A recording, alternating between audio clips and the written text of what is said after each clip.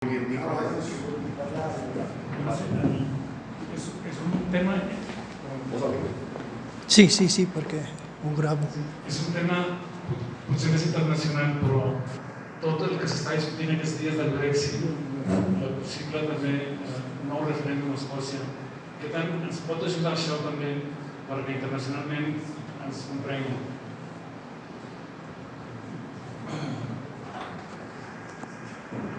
Sí, és evident que sí. És a dir, ara sabem que el Partit Nacional Escocès ha decidit convocar un segon referèndum d'independència a Escòcia.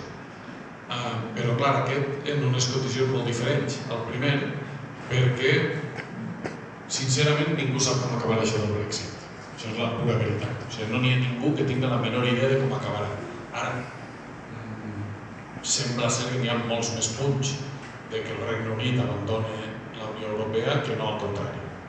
Cosa que jo trobo raonable tal com està el pacte, a aquestes alçades de la jugada allà. Escòcia convocarà un segon referèndum i la Unió Europea aquesta vegada li interessarà a Escòcia independent. Aquests dies ha passat un detall curiós. Espanya, quan el primer referèndum d'independència d'Escòcia, les xifres van ser molt clares. Va haver més vots a favor de la independència que no s'esperaven, 45% era una xifra molt alta per a el que s'esperava el govern britànic, però al treure les dades, entre la gent més jove hi havia empat, entre la gent entre 25 i 50 anys guanyava el sí i a partir dels 60 guanyava el no. I guanyava el no per por a perdre les pensions, per por a no sé què, per por a tot això. I quan preguntaven aquesta por quina raó concreta té, una de les raons més potents era que el govern espanyol havia dit que vetaria l'entrada d'una Escòcia independent a la Unió Europea i que per tant s'hauria de posar a darrere de la fila d'Albània i de Macedònia i de no sé què i que ja parlaria. Ara esta setmana ha passat un detall molt curiós.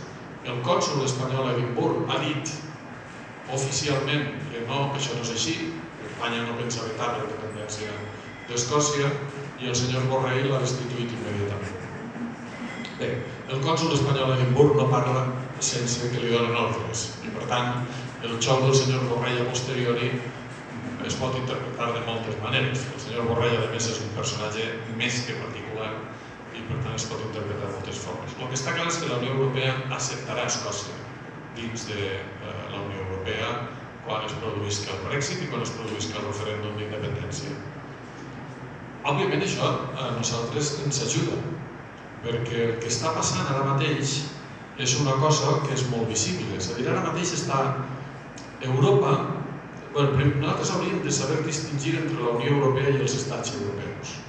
Un error que vàrem cometre tots, i el primer va ser fixar-nos massa en la Unió Europea, quan la Unió Europea és un artilugi molt poc democràtic, per no dir antidemocràtic, i que té un comportament per això mateix molt estrany. Però els estats europeus és una altra cosa.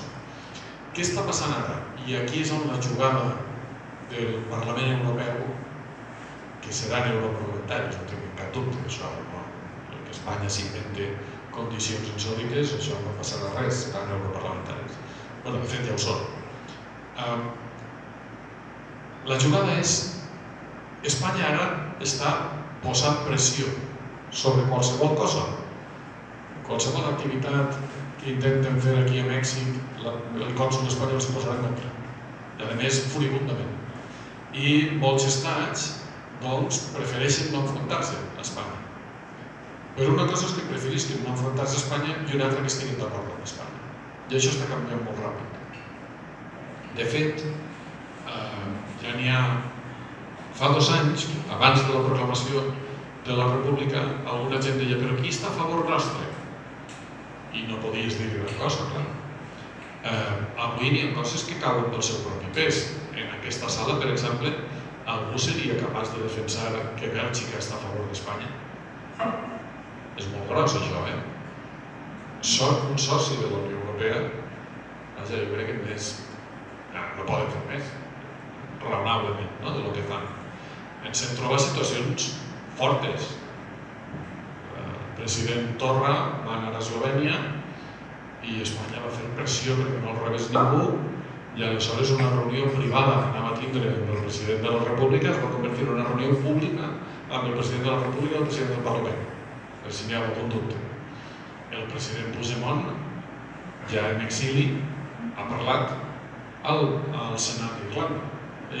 És obvi que estan movent-se peces per tota Europa perquè Espanya està fent una cosa que està incomodant molt a la gent, que és destruir l'essència de la democràcia. I això posa molts problemes. És a dir, el que està passant ara amb els eurodiputats.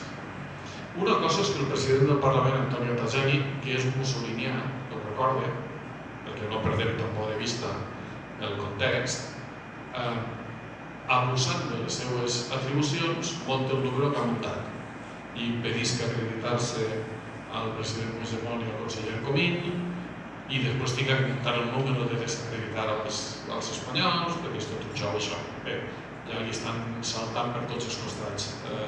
Vicepresidents diuen que això no pot ser. Però n'hi ha una raó per la qual això no pot ser, que és que el Parlament Europeu no el pot decidir Espanya. Qui és qui no és eurodiputat? No perquè es tinguin més simpatia o menys, sinó perquè és que si avui accepten que per a ser eurodiputat n'hi ha una condició superior a la que te voten, en aquest cas jurar la Constitució, com demà impediràs que Víctor Orbán a Hongria diga que no eres eurodiputat si no vas a missa cada dia?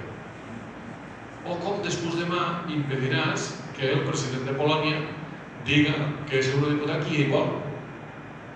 Clar, no és tan fàcil. Una cosa és que Espanya estiga destruint tot dins del seu estat, però quan ix fora, ja està.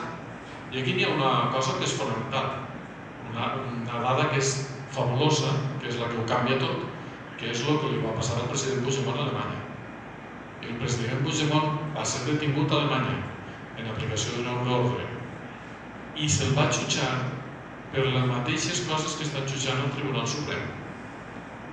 I un tribunal superior alemany va entrar als fets, és a dir, no es va quedar discutint si era comparable o no. Va entrar als fets i va dir això no és rebel·lió, això no és sedició.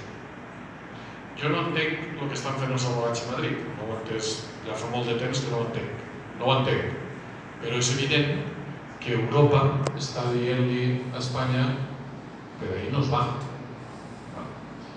Clar, el d'Escòcia serà un pas endavant molt gran, en aquest sentit, amb quin argument Europa acceptarà una Escòcia independent sorgida d'un referèndum que, a més, aquesta vegada serà un referèndum unilateral, perquè Gran Bretanya no acceptarà que es faça. Perquè, clar, quan van acceptar que es fes és perquè sabien que el guanyaven ells, els britànics.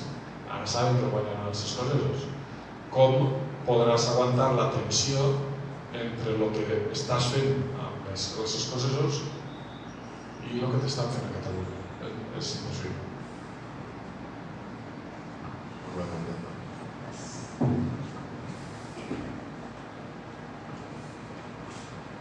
Bueno, jo volia comentar que més o menys com serà el futur de la Unió Europea en 20-30 anys, perquè es té que reformar amb la sortida de Gran Bretanya, té que haver-hi un nou procés de reformació en la Unió Europea i també què faria una Catalunya independent de la Unió Europea, perquè tots sabem que Espanya mai deixaria que Catalunya formés part de la Unió Europea i quina seria la relació entre una Catalunya independent i la Unió Europea.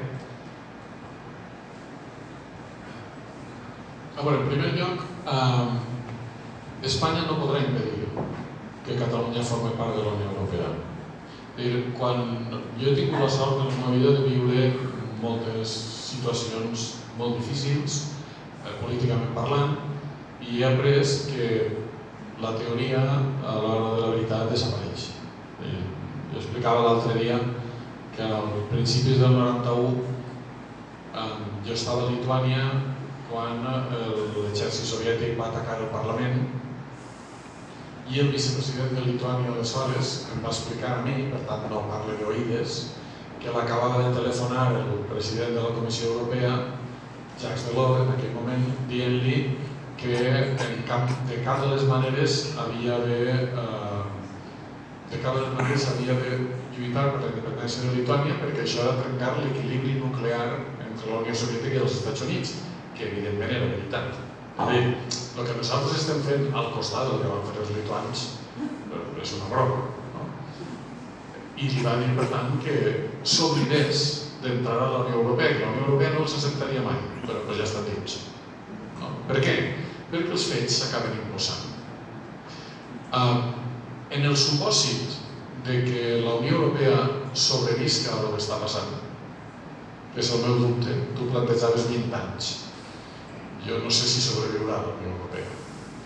En el supòsit de que sobrevisca, bueno, jo crec que la Unió Europea no tindrà cap problema d'acceptar els catalans. El que crec que sí que els catalans, com a mínim, hauríem de decidir en referèndum si volen formar-ne part o no. I jo votaré que no. Perquè em quede clar. No? Perquè jo crec que la Unió Europea o es reforma radicalment o és un engendre antidemocràtic molt perillós. Hi ha un politòleg búlgar molt interessant, Ivan Kastrev, que ho explica d'una manera que em sembla molt clara. Ell diu: la Unió Europea és uns polítics que no ha votat ningú decidint a Brussel·les tot el que passa en la teva vida, que te deixen votar uns polítics al teu país, però que quan els has votat aquells polítics no poden fer res. Tu pots elegir Alexis Tsipras a Grècia, però un cop és president no li deixen fer res. Aleshores, Kastrev diu que això és el feixisme postmodern, la il·lusió de la democràcia. A tu te fan tindre la il·lusió de que tu pots decidir si Pedro Sánchez o Pablo Casado, però un cop són presidents, Pedro Sánchez o Pablo Casado ja no poden decidir res. Decideix gent a la que no han votat. Jo seria partidari d'una Unió Europea amb un president elegit directament. Jo seria partidari de més Unió Europea, de convertir la Unió Europea en una federació, però que tots decidirem qui és el president, que no existís aquest engendre que és el Consell, que és la Comissió Europea, que el Parlament pogués destituir i nomenar presidents, no aquesta broma que n'hi ha ara. No? I en aquest sentit, deixa'm dir que n'hi ha molta gent que ha fet molta broma i molta propaganda amb el tema del Brexit, de que els britànics són fatxes, etc. Bueno, jo crec que una mica de respecte cap als britànics. El Regne Unit és l'únic estat d'Europa que no ha estat mai feixista, que no ha estat mai una dictadura, i que precisament els britànics siguin els primers en marxar de la Unió Europea, i no només pel vot de la dreta, sinó que molta gent d'esquerres ha votat Brexit. Que siguin els primers de marxar, jo crec que als altres europeus ens hauria de fer reflexionar si això està funcionant bé o no. Jo entenc que abans de 20 anys això de la Unió Europea no serà el que és ara. Una pregunta més.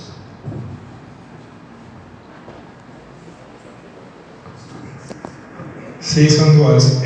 La primera és, fa com 2 dies vaig veure una entrevista que li anava a fer a l'Arnaldo Otegi de Euskal Herria Bildu, i va dir una cosa que m'ha sorprès molt, no? Que té que veure amb aquesta idea de que sembla que a Catalunya sigués com l'únic o dels pocs països d'Europa on no va haver-hi un moviment feixista d'ultradreta fort, i el que deia és que tota la crisi que sí que hi ha al món, i especialment al món occidental, es van causar amb la idea de la il·lusió de la república. No m'agradaria si poguessis parlar d'això, és a dir, una mica fins i tot nacional, ètnica, de com tota aquesta tradició dels catalans de que no hi ha, no, de fet, un moviment d'ultradretà. I també l'altra és, en clau de país, com veus la construcció electoral també, això que deies que s'està arribant al 50% a la resta dels països catalans, perquè sembla que a les eleccions del 2015 sí que va haver-hi un salt, tant de Compromís com de Més, com dels partits sobiranistes, tant al País Valencià com a les Illes Balears. Ara, una mica el 2019 es van caure, una miqueta es van mantindre, no, també, però què planteges en això? No? És a dir, com en clau de construcció de país del Principat cap a la resta dels països catalans.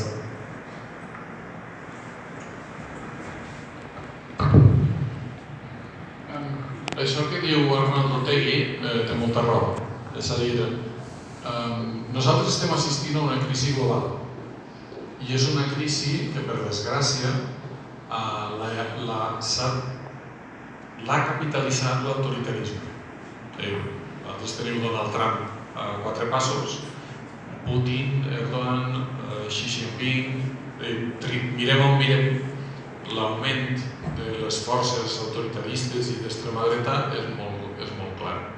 A Catalunya, en canvi, hi ha hagut un moviment de radicalitat democràtica i no n'hi ha cap altra explicació d'això que la república, que l'independentisme. I de fet, us recomano molt el DSI, que va publicar, és un setmanari alemany, va publicar fa poc el mapa de l'Europa de l'extrema dreta. I els 2 únics forats que n'hi ha en blanc, és a dir, que no n'hi ha res, és el Principat i les 3 províncies basques. Òbviament, l'única explicació d'aquest fenomen és que el moviment republicà, el moviment independentista, ha canalitzat la por, els temors de la població davant la crisi s'han canalitzat en un projecte en positiu en comptes de canalitzar-se en un projecte en negatiu, com estem veient a la resta del món. Per tant, en aquest sentit, Otegi, estic d'acord amb ell. Crec a més que és una de les coses que nosaltres hem de vendre a l'exterior. Hem d'explicar-li a la gent que a Catalunya hi ha hagut un procés de radicalitat democràtica, de més democràcia, quan a la resta s'està parlant de menys democràcia. En aquest sentit, això és molt important. La segona, jo crec que l'anàlisi electoral no ens ha d'impedir veure tant la realitat. És veritat que en les últimes eleccions valencianes i de les Illes Balears hi ha hagut una certa baixada, tampoc una baixada important, una certa baixada del vot tant a Compromís com a Més.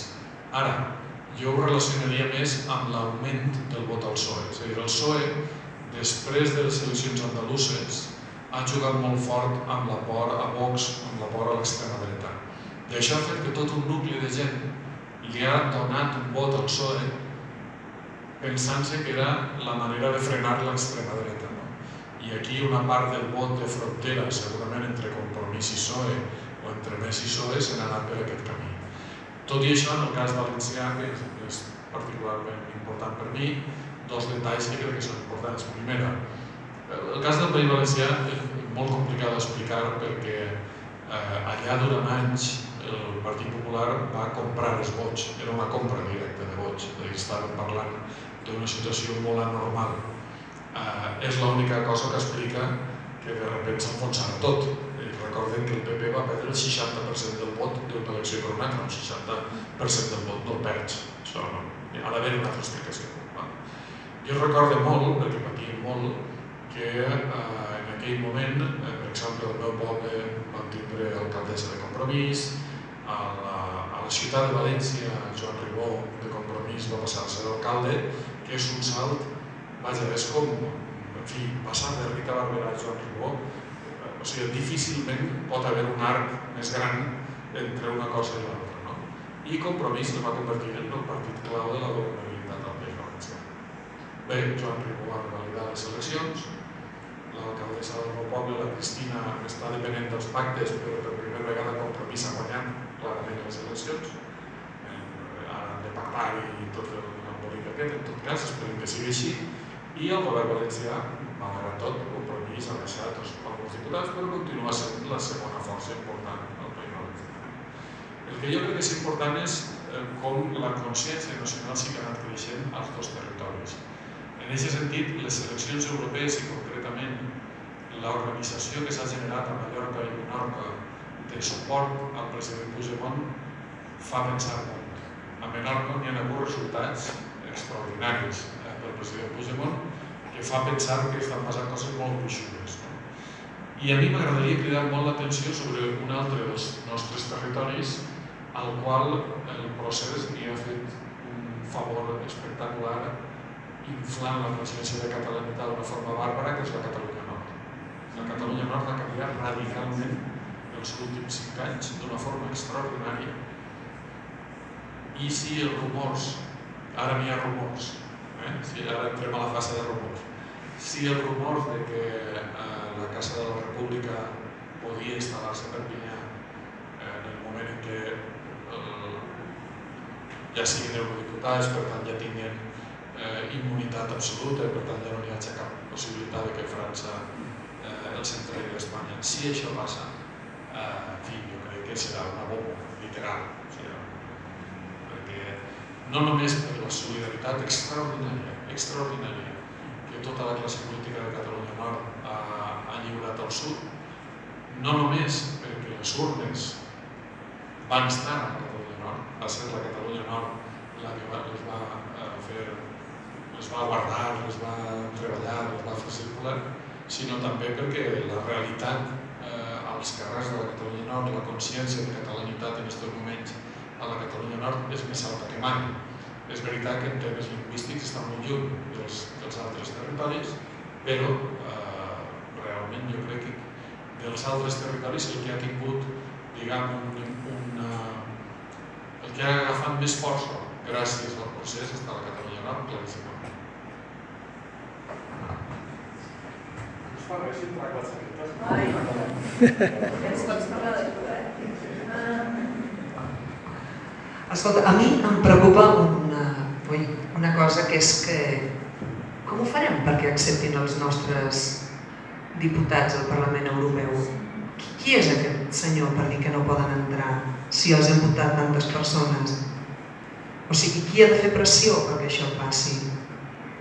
O què hem de fer?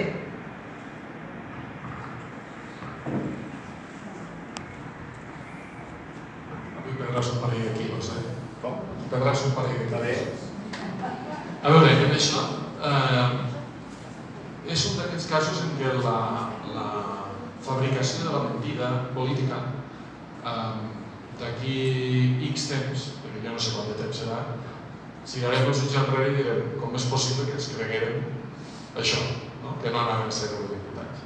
Ja ha passat en molts casos, ja recordeu quan les portades dels diaris, quan van detenir a Puigdemont, Alemanya l'entregarà mañana mismo, no sé què, no va passar.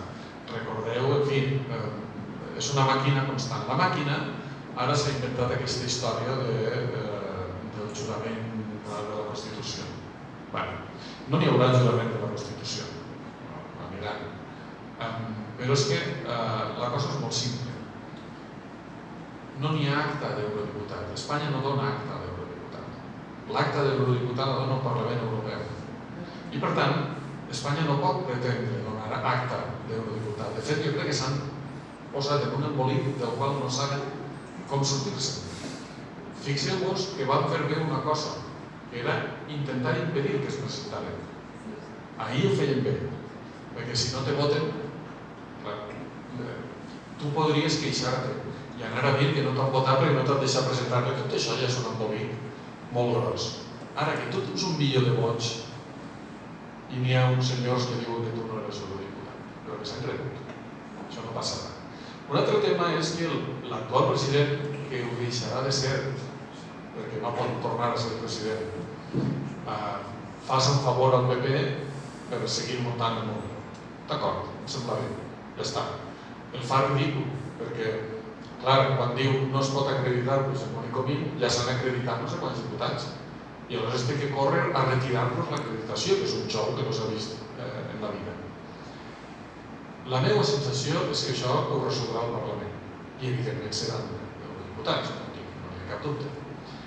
Ara, ho dic molt sincerament, m'encantaria que no ho resolgués el Parlament, perquè obrirà la via definitiva al punt central on tot està en joc, que és el Tribunal de Justícia de la Unió Europea, que no és el Tribunal d'Estrasburg, són diferents, és el de Luxemburg. La Unió Europea té una arquitectura institucional molt complicada i l'única cosa que s'assembla remotament a un estat és el poder judicial. Hi ha un poder judicial que és el Tribunal de Justícia de la Unió Europea amb seu a Luxemburg. I aquest tribunal té jurisdicció sobre els estats. És a dir, Espanya és una autonomia del Tribunal Europeu. Ara és molt difícil arribar al Tribunal Europeu.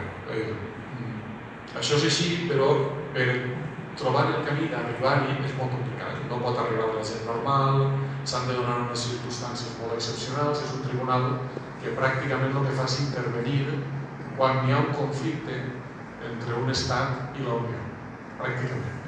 És més complicat que això, però per entendre'ns. Si el Parlament Europeu impedeix ser eurodiputats a 2 persones o a 3, perquè el cas d'Oriol Junqueras és diferent, però és el mateix. Si n'hi ha 3 eurodiputats, que no passa mai, que estan en perill de no ser eurodiputats, aleshores el Tribunal de Justícia de la Unió Europea sí que agafa aquest tema. I aquí és on està en joc el més important de tot, perquè al final, i jo per això no entenc el que estan fent els advocats del judici de Madrid, al final la pregunta és molt simple. La Unió Europea té un tractat de funcionament. I en el tractat de funcionament hi ha un apartat dedicat a la justícia. I en l'apartat dedicat a la justícia diu explícitament que el que s'ha d'aconseguir és una justícia comuna a tota la Unió Europea, de manera que no es pugui provocar contrasentits. Home, més contrasentit que el Tribunal Suprem d'Alemanya diga no n'hi ha delicte de rebel·lió i sedició i aquesta persona és lliure, i el Tribunal Suprem d'Espanya diga 20 anys de condemna per rebel·lió i sedició, home, doncs si això no és un contrasentit. Aquí els presos estaria bé que haguem plantejat el que es diu com una qüestió prejudicial al Tribunal Europeu. Jo, en fi, no entenc per què no ho han fet,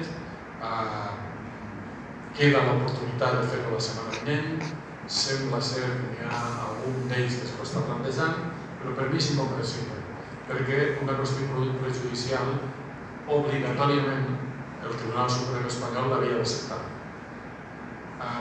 Però si no, la raó que sigui de l'estratègia dels presos no volen entrar per aquest camí, és obvi que el president Puigdemont i el conseller Comín sí que entraran i defensaran els seus drets com a eurodiputats. I no n'hi ha cap discussió, no pot haver cap discussió en el sentit que el Tribunal de Justícia de la Unió Europea els donarà la raó.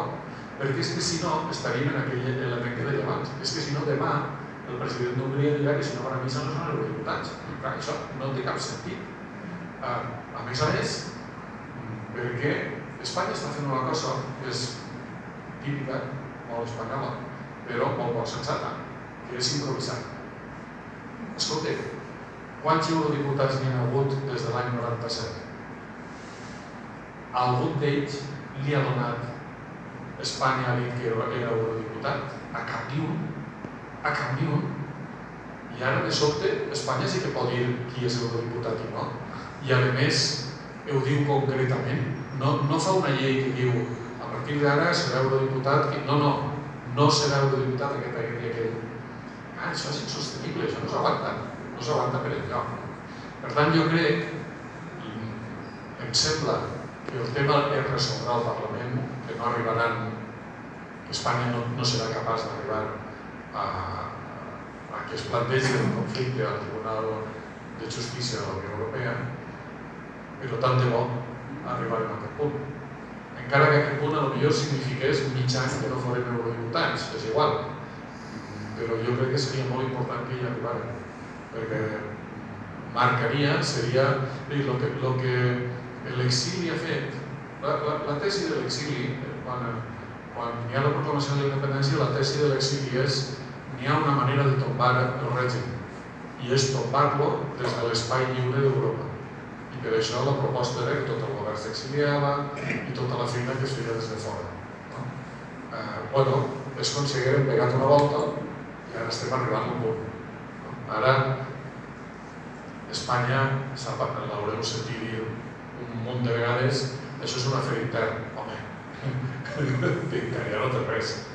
És evident que és un afer europeu dels més importants que n'hi ha ara mateix. És veritat que Europa té 1000 problemes començant pel Brexit, però això és un problema que ha de resoldre. Per tant, jo crec que aquí hi ha una clau dels pròxims mesos molt important, que és aquesta. Jo, una cosa que encara no tinc clara, però l'expliqui, perquè tampoc tornarem a Mèxic la setmana que ve. A mi em fa la sensació que estan afinant el conflicte. És a dir, si us fixeu, el president Puigdemont va fer una conferència a Hamburg la setmana passada, organitzada per Die Linke, en la qual per primera vegada jo li he sentit parlar de la minoria nacional.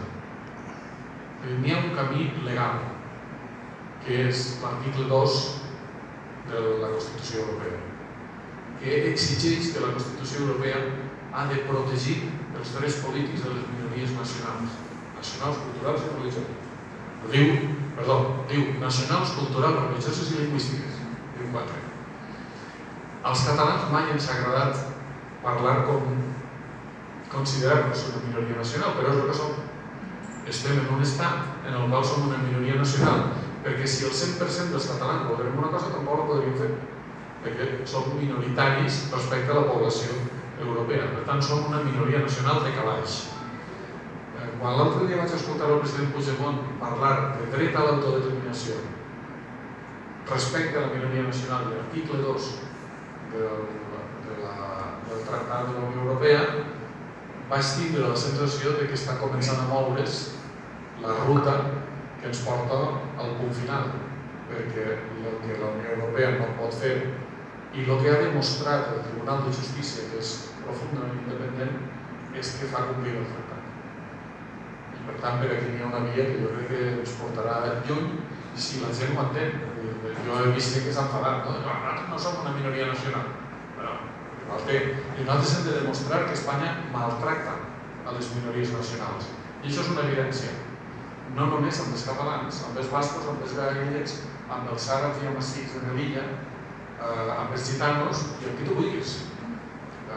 No és cap casualitat que la Junta Electoral Central intenta prohibir dues candidatures, la de Junts per Catalunya i la de Coalició per Melilla, que són els amazics de Melilla. Però bueno, anem carregant el sac.